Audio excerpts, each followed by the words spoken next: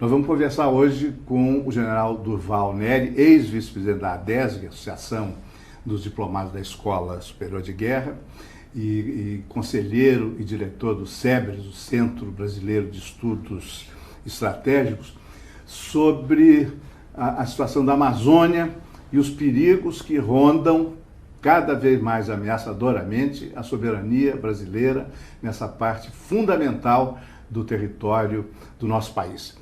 General, por que o senhor está preocupado com a Amazônia? O senhor que conhece tão bem a Amazônia, comandou na Amazônia e vai muito à Amazônia ainda nos dias de hoje. Olha, a preocupação é de todos nós, né? Realmente todos os brasileiros, porque a Amazônia eu não diria o futuro do Brasil, mas a Amazônia é o presente também, né? E olhando aqui para o nosso Portinari, esse quadro onde ele aborda o social, a natureza, né, e a figura humana,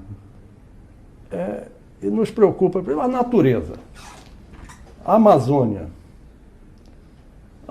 são 5 milhões de quilômetros quadrados. Ali nós encontramos tudo que um país precisa para se desenvolver e para trazer a felicidade do povo. Então vemos aí uma etnia, Brasil miscigenado, né? Pela etnia, o índio, o branco e o negro, como está nesse quadro aí, do Portinari. Um Brasil que possui essa população miscigenada, mas que nós temos 80 milhões de brasileiros no limite da miséria, né? Com essa violência, essa corrupção, preocupando a todos nós, não só na cidade, principalmente aqui no Rio de Janeiro, como no campo também.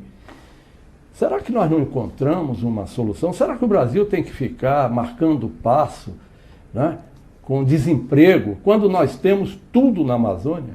Então vamos lembrar um pouco, recordar. A Amazônia é 5 milhões de quilômetros quadrados, né? Nós temos aí, na verdade, 4 milhões de quilômetros quadrados de selva tropical latifoliada. Quer dizer, uma selva que ainda está protegida. Ela não foi queimada, como estão anunciando no mundo inteiro, que o mal brasileiro está queimando a Amazônia. Estão fazendo uma propaganda ideológica em cima da criança, principalmente, né, em defesa do meio ambiente. Claro que nós temos que defender o meio ambiente, mas nós não temos essa preocupação, ou não podemos ter essa preocupação de que a Amazônia está sendo queimada. É mentira. Sim, o objetivo disso é dizer que o Brasil e os brasileiros são irresponsáveis. Exato. E não merecem permanecer controlando a Amazônia. Exatamente. Aí o que aconteceu? Foi criado um grupo, uma agência de desenvolvimento internacional fora do Brasil, né, com a direção de governos de países desenvolvidos, que é o ZAID. Essa instituição, essa agência, ela resolveu investir exatamente nesse ponto que você diz. O brasileiro é irresponsável, está queimando a Amazônia. O brasileiro está prejudicando o meio ambiente. E colocaram o Brasil como um dos grandes poluidores. Quando, na verdade, o Brasil é o único país do mundo que conseguiu chegar ao século XXI com 4 milhões de quilômetros quadrados de área preservada. Nenhum país do mundo conseguiu isso. A Europa acabou com suas florestas. Estados Unidos, Canadá acabaram com suas florestas. E o Brasil preservou. Agora, sim, 5 milhões, só para situar, sim, 5 milhões de quilômetros quadrados é mais do que a metade do total do território brasileiro, que é de 8 milhões e meio. Exatamente. Agora você vê, vamos lembrar que 5 milhões, a Amazônia Legal, a Amazônia de uma lei, não é? Que na verdade criaram a SUDENE, lembra? A Sudan, aliás, não é? Criaram a Sudan, Superintendência de Desenvolvimento da Amazônia, para quê? Para levar o desenvolvimento para aquela área, construindo estradas, sim, né? Criaram a Zona Franca para desenvolver e desenvolvimento sustentável, quer dizer, levar energia, levar o desenvolvimento para que os povos da Amazônia, os amazônidas, que são índios, negros, o nordestinos, sulistas, etc., porque aquilo ali é Brasil, né, pudessem, com energia e com desenvolvimento, com apoio governamental de saúde, educação, etc., desenvolver nas suas áreas, nas suas fazendas, né, Por quê? Aí eu lembro do Bautista Vidal, quando ele diz que ali é o maior reator do mundo, porque tem sol na vertical o ano inteiro, né? Tem água como não tem no mundo, né? Então, com isso, nós podemos desenvolver. Se quiséssemos vender madeira ou queimar madeira para produzir energia, nós teríamos energia para 120 anos. E a área e a selva é renovável. Então, esse negócio de dizer que nós estamos queimando, então veja bem, 4 milhões de quilômetros quadrados de selva. Agora, na hora de criar a Sudã, aconteceu o fenômeno que aconteceu no Nordeste, quando criaram a Sudene. O que aconteceu? Na Caatinga, Sudene, na minha área lá, eu sou baiano. Então criaram a Sudene. Um prefeito que teve seu município fora da Sudene, da lei, disse, bom, eu quero usufruir dos benefícios de fiscais, etc., porque eu quero que o meu município ficou fora, adquira esses direitos. Aí incluíram. Resultado, a Caatinga está quase em Belo Horizonte. Né? Foi crescendo. A mesma coisa aconteceu na Amazônia. Para você ter uma ideia, metade ou quase todo o estado do Maranhão foi incluído. E não é a Amazônia. O estado do Maranhão tem uma pontinha lá em cima, de selva tropical latifoliada, e o resto é cocais. Tá? Então não é selva tropical. O estado do Tocantins, por exemplo, que era o norte de Goiás, né? O estado do Tocantins só tem uma pontinha lá em Xambioá. O resto é pasto, é cerrado, mas foi incluído. O Mato Grosso foi incluído, não é selva. Parte de Rondônia também não é selva. Então os prefeitos pediram e incluíram. Aí o que acontece? E essas áreas do Cerrado? São pastos para a pecuária. Então, no momento em que o Brasil, né, com um gado bonito, como eu vi lá até na Transamazônica, em Marabá, um gado bonito, sem doença, um gado que não come ração da Monsanto, envenenado. A Monsanto é aquela que fabrica a ração para o mundo inteiro e, usando restos de animais contaminados, provocou o mal da vaca louca na Europa. A vaca louca é o negócio da ração. Da ração. Essa Monsanto é a mesma que inventou o napalm e que queimou populações inocentes em guerras, né? Em atos, vamos dizer assim, de terrorismo de Estado. A Monsanto é a mesma que inventou o desfoliante amarelo que dizimou a selva do Vietnã na guerra e contaminou com câncer milhares ou milhões de vietnamitas. Aquela população que numa guerra assimétrica, quer dizer, um país sem desenvolvimento, ganhou da maior potência do mundo. Né? Por quê? Porque não queria ver seu país dominado por outro país. Então, essa Monsanto, ela fabrica a ração do gado. Ora, o gado sai com a carne com um sabor diferente. É o gado europeu, que é entabulado, o gado americano, que é entabulado. Come a ração da Monsanto. O gado brasileiro come grama. Então é chamado de carne verde. Então, os pecuaristas, principalmente ali do Mato Grosso, Tocantins, entrando pelo sul do Pará, área de transição, não é selva amazônica, eles o que é que fazem? Não usam a ração da Monsanto. Eles evitam usar o agrotóxico na grama. Quando o pasto termina, porque o gado come a grama e vai para o outro lado, o que é que eles fazem? Eles queimam a grama para que ela nasça, depois da queimada, mais forte.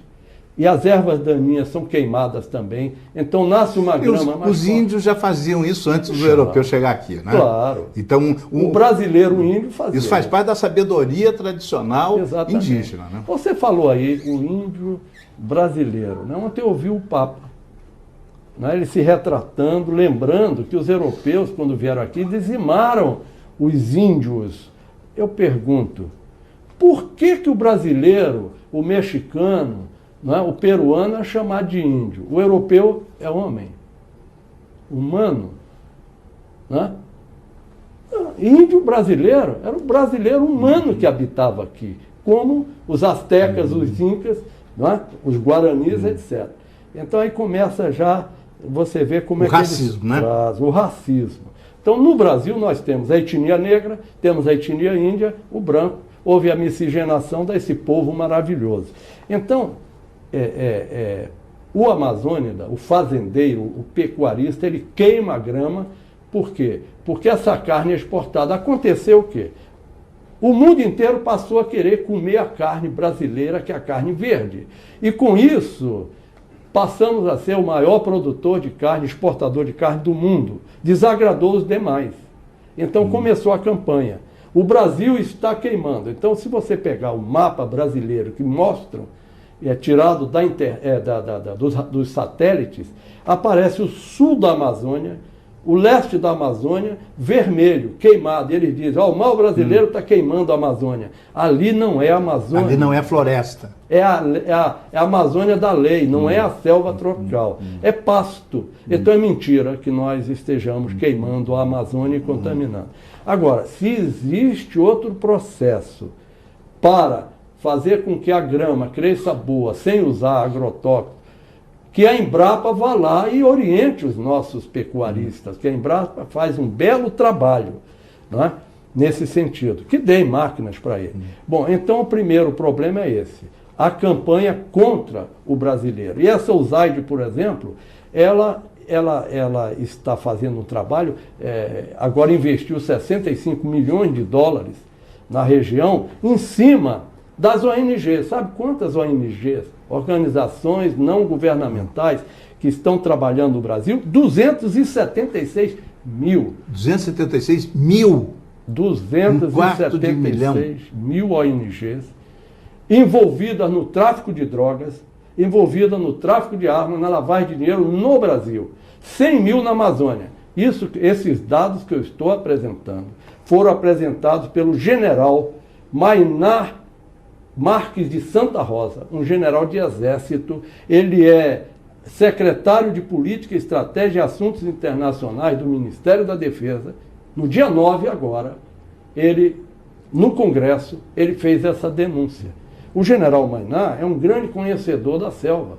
Ele, general Santa Rosa, foi meu aluno na década de 60, 70, no Centro de Instrução de Guerra na Selva. Foi considerado um dos melhores alunos que passou por lá. E ele faz essa denúncia. Muito bem, o que é isso? É uma guerra. Essa que é a verdade. O Brasil está sofrendo essa invasão numa guerra programada por fora. Por quê? Porque na Amazônia existe os metais, existe tudo que um país precisa se desenvolver. Vamos lembrar, nós tínhamos manganês de sobra no Amapá. Uma empresa, a Bethlehem Steel, passou lá 40 anos, não sei, saiu agora em 90. Levou para os Estados Unidos 40 milhões de toneladas de manganês. Sobrou quanto? Sobrou alguma coisa? Nada. Não sobrou nada. Sobraram os buracos. É só ir lá no Amapá que nós vamos encontrar os buracos, o manganês todo estocado nos Estados Unidos e os passivos trabalhistas. E a população na miséria. E os problemas para o governador do Amapá. Então, estão fazendo agora a mesma coisa com o nosso nióbio. O nióbio que tem na Amazônia, 98% do nióbio do Brasil, do mundo está na Amazônia. Hoje, não se faz nada eletronicamente sem usar o nióbio. O nióbio nos chips dos computadores, nos instrumentos cirúrgicos, nos aparelhos cirúrgicos. Acho que até em telefone celular. Celular nos chips. É o melhor condutor de energia, é o nióbio. O nióbio, em cada turbina de avião, tem 300 quilos de nióbio. Nós estamos deixando levar como contrabando, e membros do governo envolvidos, como nós estamos assistindo essa semana, essa corrupção generalizada e absurda. Tá? Então essas grandes empresas estão levando o nosso nióbio, como levaram o manganês, fazem parte desta guerra que está atingindo justamente o setor econômico brasileiro. Bom, acontece que houve uma reunião no Grupo dos Sete, né, e eles, alguns anos atrás, 2005... O Grupo dos Sete é o grupo dos sete países mais ricos do mundo. Mais rico do mundo. Né, e eles desenvolveram um programa de proteção das florestas tropicais. Então, a partir daí... Desculpe interromper. Pois não, foi bom. Esses países mais ricos do mundo que destruíram no passado as suas florestas, agora eles querem ser os guardiães da nossa floresta. Da nossa floresta. Que eles dizem que não é nossa, é do mundo. Pois bem, essa interferência de proteção, né, suposta proteção, quer dizer, para tomar do brasileiro, isso gerou a criação da USAID, né, primeiro, e também tem um detalhe que vale a pena a gente lembrar, né, porque faz parte da estratégia de segurança dos países desenvolvidos, que em 1998, o general Patrick Hughes, ele era diretor da Agência de Inteligência do Ministério da Defesa, e ele disse que ele recomendava que o Pentágono desenvolvesse a invasão da Amazônia, porque... aí é uma invasão militar como a do Iraque. Como a do Iraque. General, diretor da Agência de Inteligência de Defesa, a DIA, em 1998. Ele sugeriu a DIA é a CIA militar, né? Do Ministério da Defesa. Da Defesa, o órgão de informação. Então, a DIA é tão... BIM, mas é tão perigosa quanto a CIA, né? Claro, que faz o planejamento. Pois bem, já em 2002, o ex-secretário, o então secretário de Defesa dos Estados Unidos, Rumsfeld, ele elaborou com o governo americano um conceito de soberania relativa. Ou seja, o país que não tem condições de estar presente em alguma parte do seu território ou dar segurança para a sua população ou para o meio ambiente, ele deverá sofrer uma intervenção. Então, em 2002, a partir daí, os países desenvolvidos passaram a considerar soberania relativa como uma realidade. Eu vou pedir licença para interromper, porque nós temos que fazer um intervalo, e esse é um assunto tão importante que é melhor, depois do intervalo, ter o tempo necessário, porque talvez o cerne dessa ameaça esteja aí. Até já.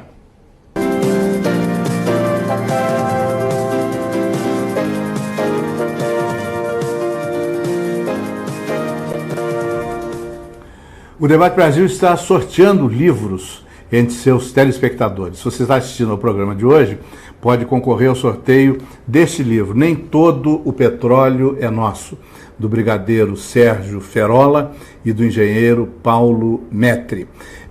Comunique-se conosco por fax, por telefone ou pela internet e inscreva-se nesse sorteio. O Livros na Mesa sorteia O Falso Mentiroso, de Silviano Santiago, um livro de memórias do autor. Participe!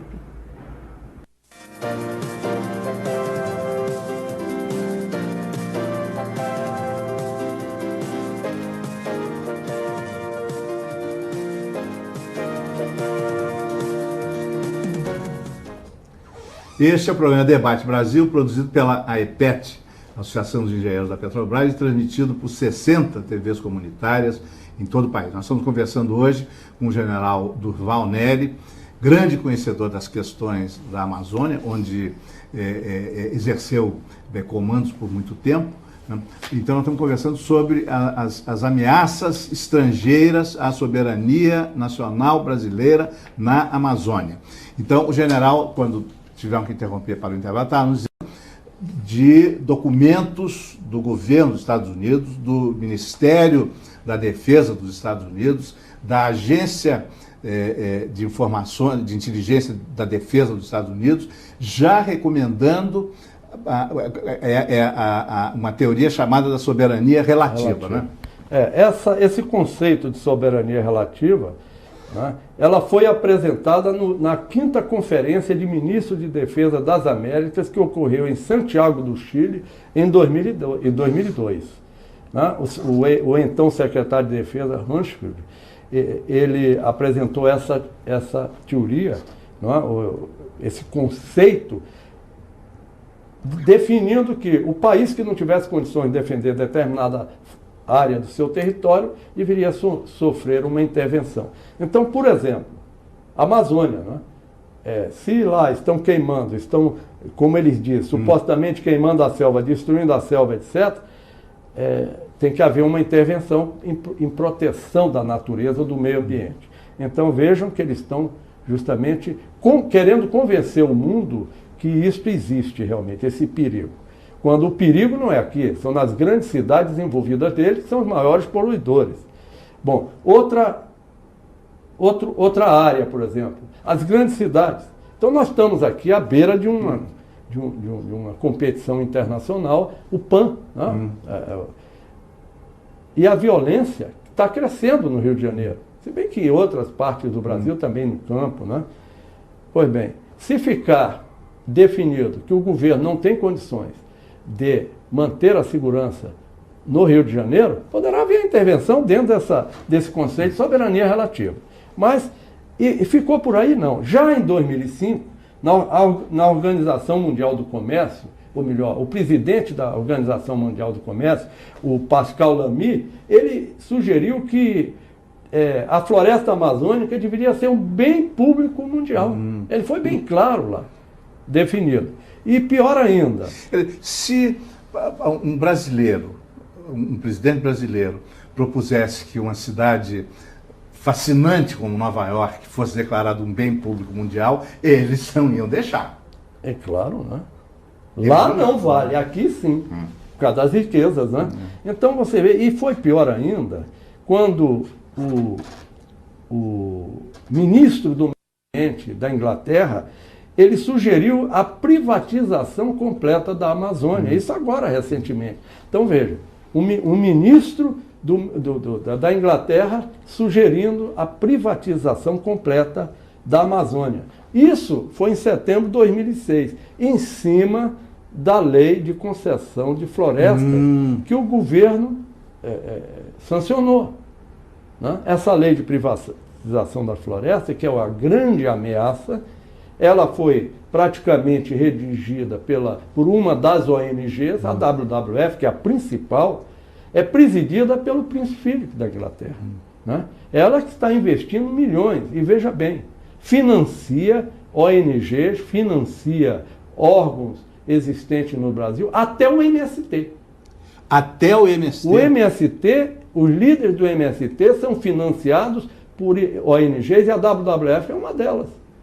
Isso está na imprensa, inclusive.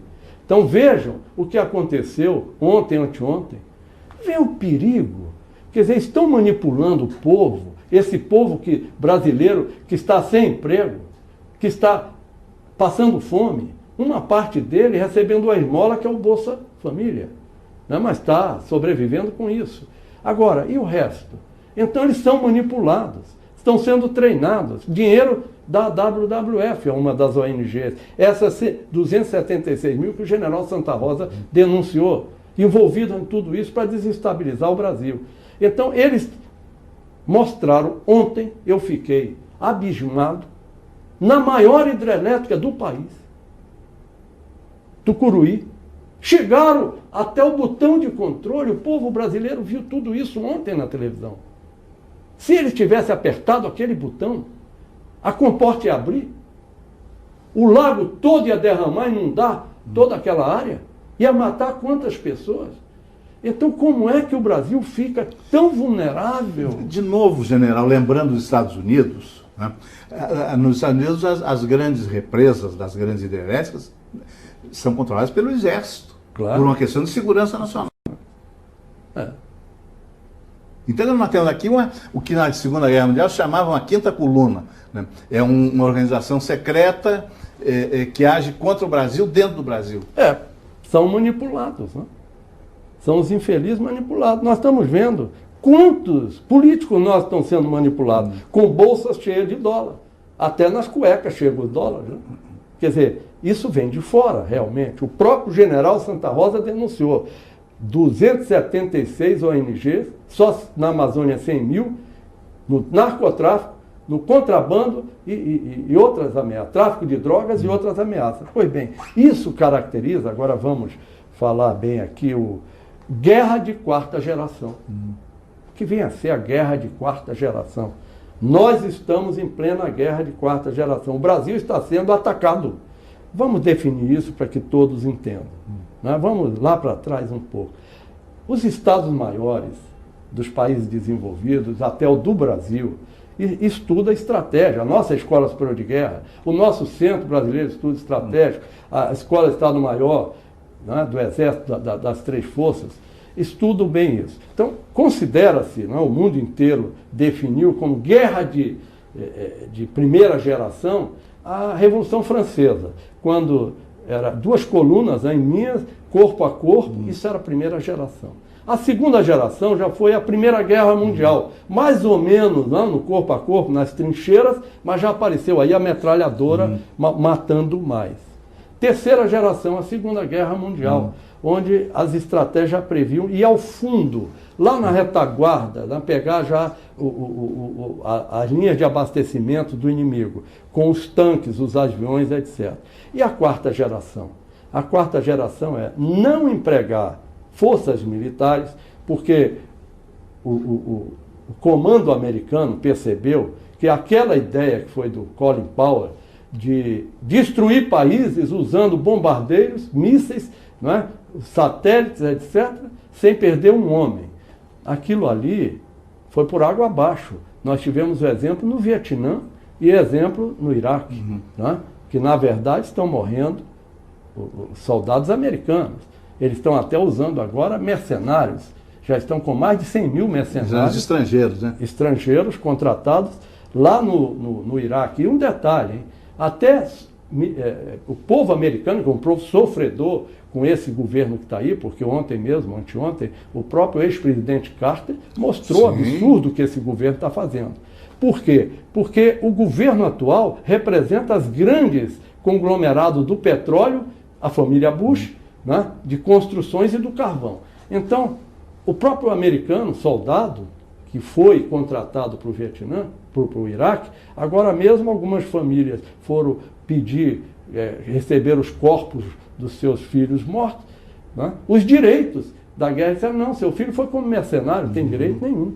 Então esses absurdos estão acontecendo. Então a guerra de quarta geração usa a economia. Isso surgiu agora, né?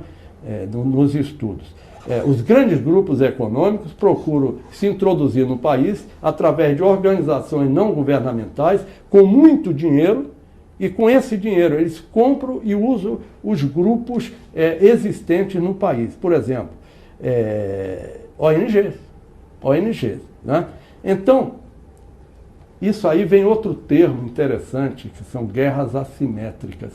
Quer dizer, guerra de um país menos desenvolvido, que não tem poder militar, contra um poderoso que tem poder, mais poder.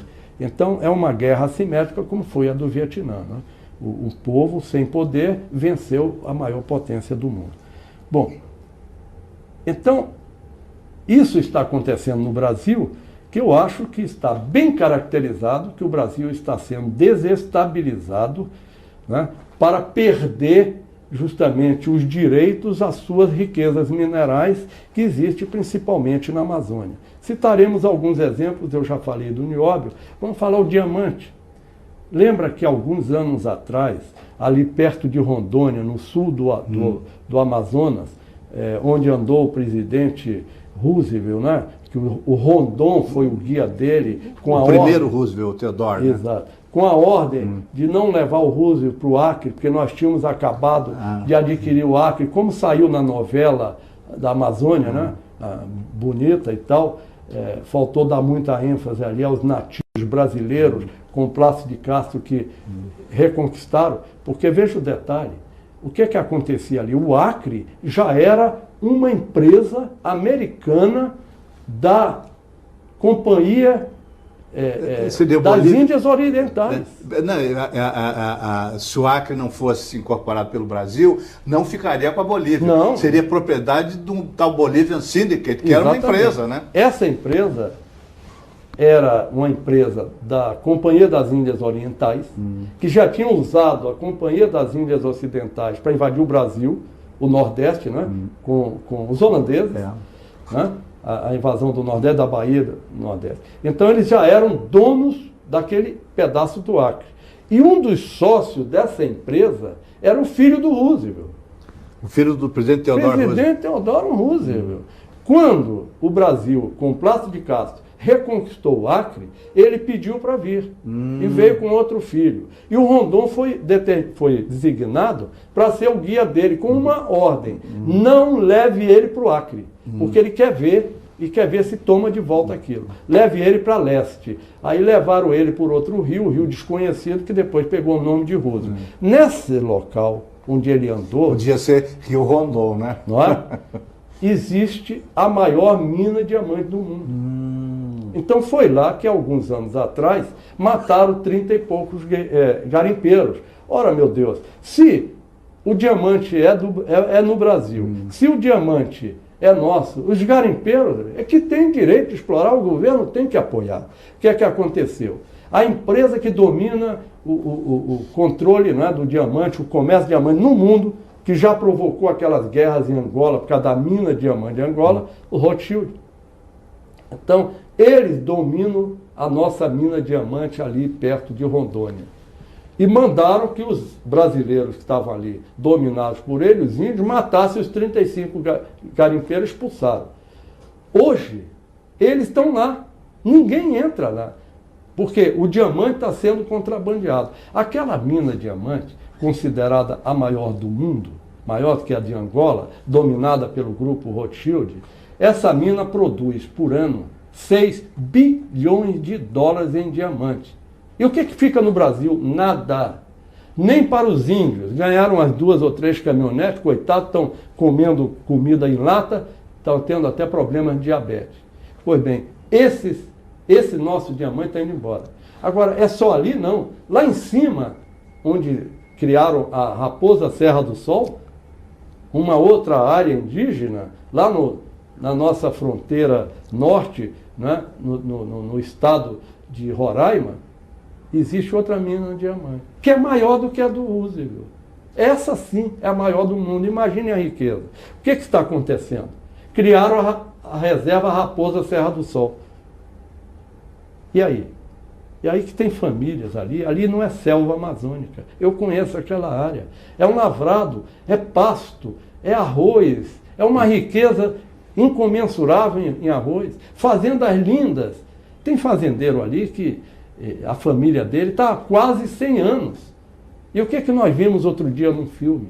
As autoridades chegando e dizendo: vocês têm que sair daí. Expulsando gente que estava lá há 100 anos. A família há 100 anos. Por quê? Eu vi um filme em que um fazendeiro disse: eu estou aqui há 50 anos, meu pai era dono dessa terra, eu produzo arroz, o senhor tem que sair. Por quê? Porque o senhor é branco. Eu sou brasileiro, mas é branco. E minha mulher fica. Por quê? Porque ela é índia. É brasileira, é índia. Ah, então não é brasileira? Saiu. O general que comandava aquela área, o general Claudimar, falou comigo há pouco tempo, faleceu ano passado, né? Tem 1 ano e meio mais ou menos. Ele disse: Nery, chegou um homem no meu posto de comando em Boa Vista e disse: general, há menos de 1 hora tem uma bandeira estrangeira hasteada. Tem uma bandeira estrangeira hasteada na Raposa Serra do Sol. Ele foi lá, olhou, estava lá hasteada. Ele disse: tira essa bandeira. O homem que estava lá balançou o dedo: não, general, aqui, ó, quem paga mais tem direito a botar a bandeira. Ele tirou a bandeira, botou a brasileira e saiu, hastearam de volta. E agora, o governo está mandando os brasileiros brancos saírem, porque a área pertence, quer dizer, às ONGs. Essa bandeira que está aqui, eles arriam e põem bandeira estrangeira. Bandeira estrangeira. O comandante de um batalhão de selva, ali em Santa Isabel, dentro da área Yanomami, falou para mim há coisa de 1 ano e meio atrás, aqui no Rio de Janeiro: general, eu ia subindo o rio, fazendo uma inspeção, um igarapé, com 4 homens no bote, quando nisso um dos meus soldados disse: coronel, tem um homem armado com um fuzil ali na frente. Aí o outro, mais 4, era uma emboscada dentro da selva, em pleno Brasil. 4 homens armados, louros armados. Ele pensou em abrir fogo e enfrentar. Estava na área chamada Yanomami, mas ele viu que estava com inferioridade, resolveu retrair e teve que ir. Ligou para Brasília, mas disseram para ele: você só pode subir com uma autorização do juiz. Meu Deus do céu. É Brasil? Então só pode entrar na área no Rio, com autorização da juíza de Santa Isabel. Ele foi na juíza, a juíza deu uma autorização, ele voltou. Não encontrou mais ninguém. Levou 2 horas. Subiu o rio, Igarapé, encontrou uma pousada com uns 10 ou 15 barcos de pesca e uns 3 aviões anfíbios. No Ancoradouro, tinha um homem louro alto com a mão na cintura. Ele perguntou, quem é você? Aí ele viu que era um dos homens que estava emboscando. Quem é você? Sou oficial das Forças Especiais dos Estados Unidos. Um oficial, um militar dos Estados Unidos estava em território brasileiro, sem autorização do governo brasileiro, claro, e afrontando um oficial brasileiro. Afrontando. Era um ex-militar recrutado por um americano, dono de uma pousada. Pousada é história de cobertura, né? Numa área cheia de nióbio, de ouro, diamantes, etc. Ele contratou uns 10 ou 15 homens, pelo menos 5 foram identificados por este coronel, para fazer a segurança da sua pousada. E esses homens armados iam emboscar o comandante do batalhão. E o comandante do batalhão brasileiro só pôde entrar com autorização da juíza. Esta é a situação hoje. Por isso que o general Santa Rosa denunciou. Agora, veja bem. Eu vejo que o senhor está preocupado com a hora, até com razão, porque o nosso tempo está chegando ao fim. Temos 1 minuto que eu deixo à sua disposição. Tá certo. Pois bem, realmente, esse é o problema. Eu fui impedido de subir a estrada de Manaus para Boa Vista, pelos homens que fecham a estrada. Eles disseram que eu não podia entrar. Eu digo, sou general do Exército Brasileiro, mas não, o senhor não pode passar, o senhor tem que se virar numa permissão. Então é isso aí. Eu acho que o Brasil precisa pensar um pouco mais, né? O povo brasileiro precisa se conscientizar daquela campanha do petróleo é nosso, a Amazônia é nossa, como foi em 52. Eu era do Colégio Central da Bahia, era estudante de 2º grau, entrei naquilo, fui para o Exército. Nós temos agora voltar. A Amazônia é nossa, e só nossa dos brasileiros. Muito obrigado. Obrigado, senhor.